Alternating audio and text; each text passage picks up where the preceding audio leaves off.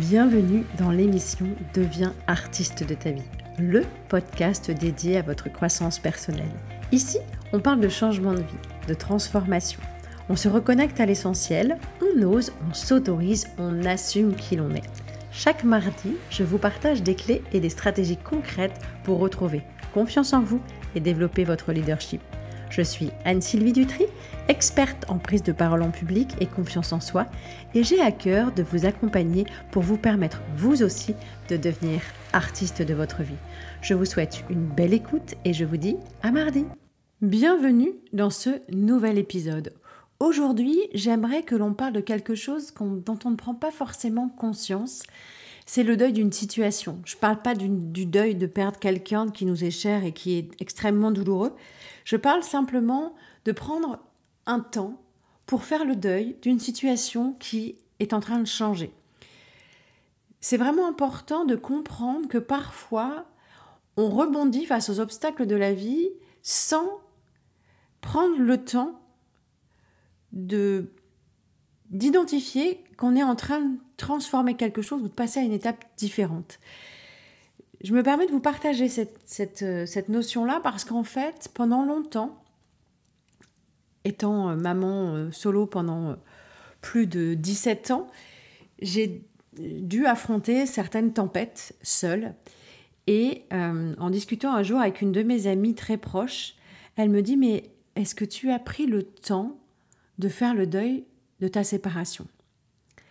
Et sa question, elle est venue me frapper en plein visage et je me suis rendu compte que à ce moment-là, au moment où elle m'a posé cette question, bien des années après, bien sûr, ma séparation, je n'avais pas du tout imaginé qu'on puisse faire le deuil d'une situation. Et aujourd'hui, j'aimerais simplement vous amener à prendre le temps nécessaire, faire un pas de côté et de vous dire, par rapport à tout ce qui s'est passé dans mon existence jusqu'à aujourd'hui, est-ce que j'ai pris le temps de faire le deuil par rapport aux situations que j'ai vécues ? Ça peut être par rapport au premier chagrin d'amour qui nous a extrêmement blessés. On a peut-être été anéantis en se disant plus jamais je serai capable d'aimer tellement j'ai eu mal. C'est quelque chose qui existe, que l'on vit et on passe. On ne prend même pas le temps de se dire mais j'ai été extrêmement touchée, blessée par cette situation. Je ne veux plus jamais revivre ça. Mais on n'en prend pas conscience en fait. Et on ne fait pas forcément le deuil de ce premier amour.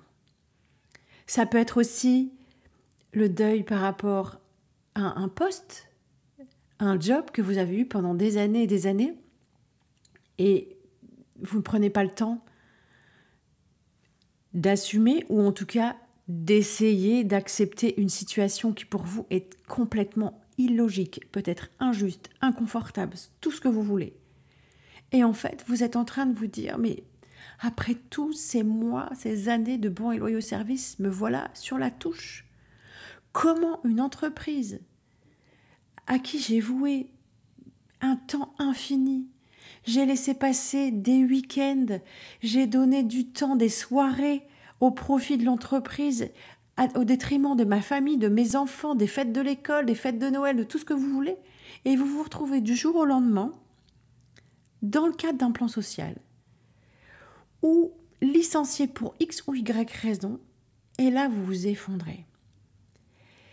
Ce qui est important de comprendre, c'est qu'en fait, en prenant le temps d'identifier que l'on n'a pas fait ce deuil, ça permet à cette situation de ne plus venir nous traumatiser, parce que certaines situations sont vraiment traumatiques. Et pour ce faire, il est important et nécessaire de se dire « Ok, oui, j'ai été triste. Oui, ça m'a coûté émotionnellement. Oui, j'ai été anéantie du fait d'avoir perdu mon travail, du fait d'avoir été rétrogradée. Ce burn-out ou cette situation inconfortable au bureau m'a minée pendant des mois et des mois. Et l'idée là, c'est vraiment de se dire oui, j'ai le droit d'être triste. Oui, j'ai le droit d'être en colère. Oui, j'ai le droit de me sentir injustement traitée. Parce qu'en fait, j'ai tout donné à cette entreprise. Et là, aujourd'hui, je suis traitée comme quoi? Une malpropre ou un malpropre. Et ça, c'est pas tolérable. Et ce qui se passe souvent, c'est qu'en fait, on essaye d'avancer tant bien que mal. On se fait accompagner quand on a besoin, si jamais on tombe en dépression ou si on est en burn-out. Mais au-delà de ça, de l'accompagnement peut-être thérapeutique ou médicamenteux qui peut arriver, l'important, c'est d'observer et de se dire « Mais mince, en fait, c'est vrai que je dois faire le deuil de ma situation. Ce sera plus jamais comme avant. Je verrai plus mes collègues. » Et prendre le temps, prendre ce temps qui est précieux, de se dire « Ok, je comprends pourquoi je suis tellement triste, en fait. Je comprends pourquoi je suis tellement anéantie par cette situation. En fait, c'était mon premier job, j'ai tout donné. Et là, je me sens mais trahie au plus profond de moi-même et c'est insupportable. » À partir du moment où vous faites l'exercice, que vous prenez conscience que vous avez été blessé, bafoué, malmené, trahi, tout ce que vous voulez, vous redonnez de l'importance à ce qui s'est passé à l'intérieur de vous. Je ne parle pas de la situation en tant que telle, mais vous reconnaissez en quoi cette situation vous a affecté. Et c'est indispensable pour éviter que cette situation se cristallise à l'intérieur de vous, de pouvoir vous débarrasser de ce sentiment. Parce qu'en fait, ce qui se passe souvent, c'est que les expériences positives ou négatives, elles s'engramment dans notre corps, ça c'est sûr. Par contre, quand ce sont des expériences négatives, elles peuvent rejaillir à n'importe quel moment.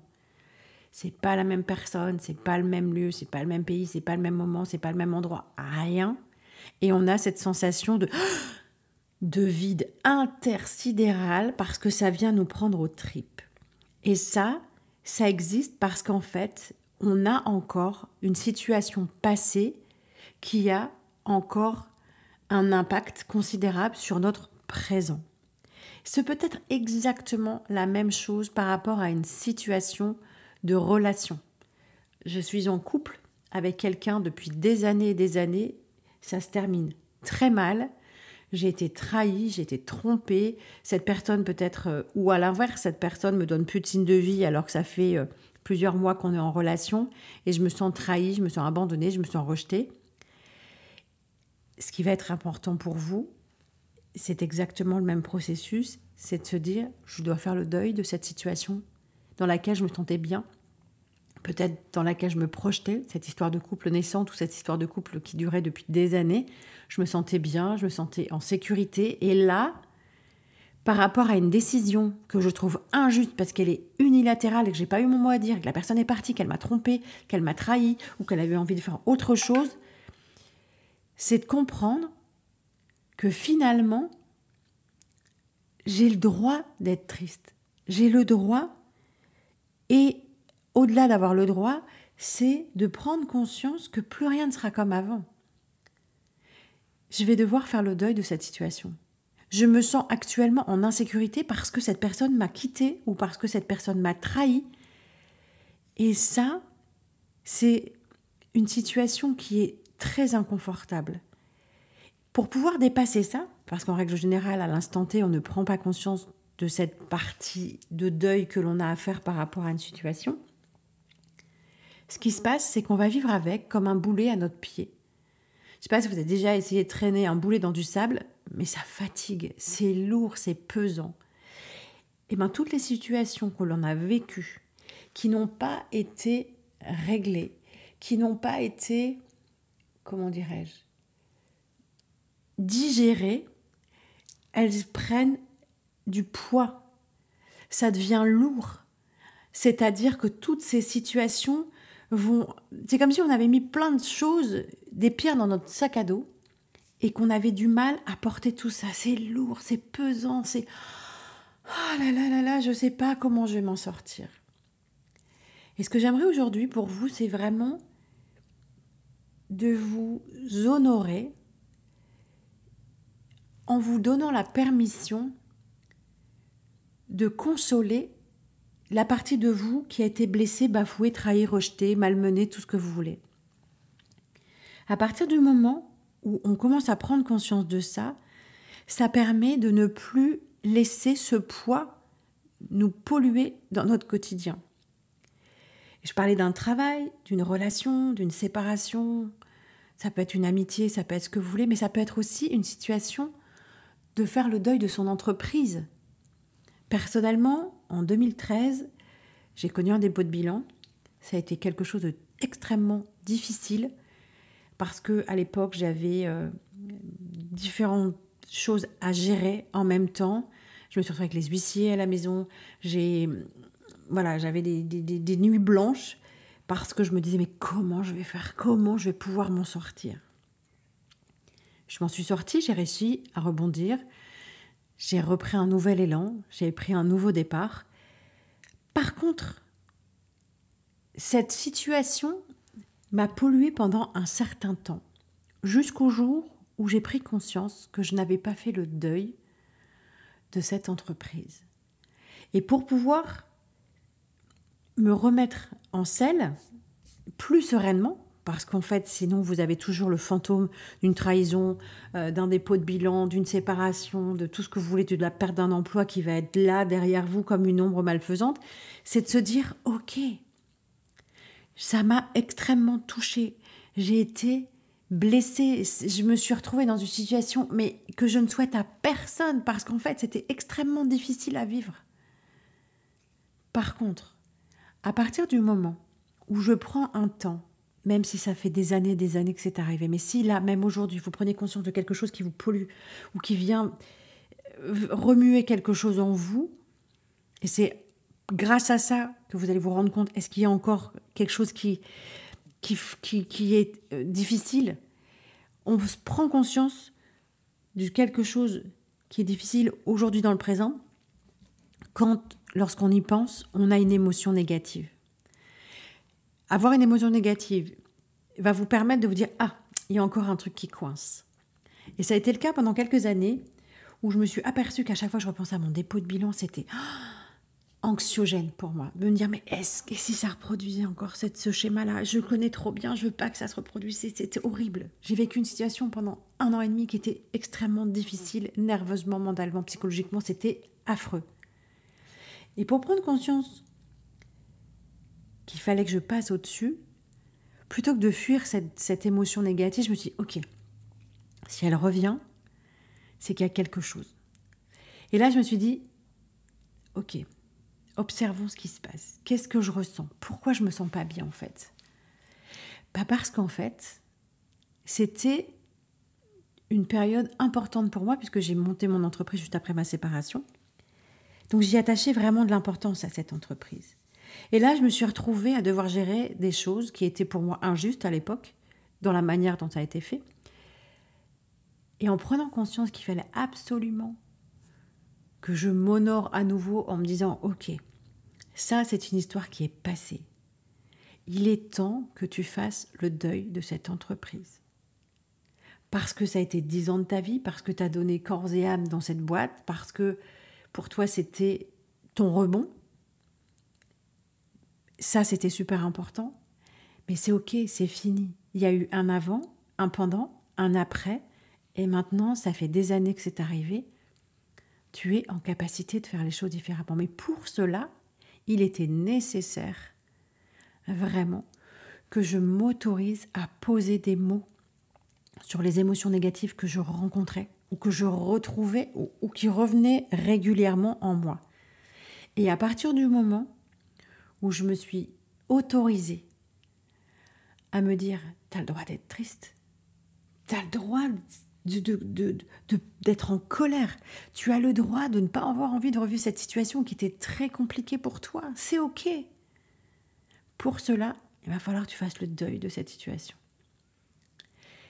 Et faire cette prise de conscience, en tout cas, cette évaluation, m'a permis à un moment donné de me libérer intérieurement d'une émotion qui était extrêmement négative pour moi, qui m'angoissait et qui devenait parfois, dans les mauvais jours, quelque chose d'extrêmement anxiogène.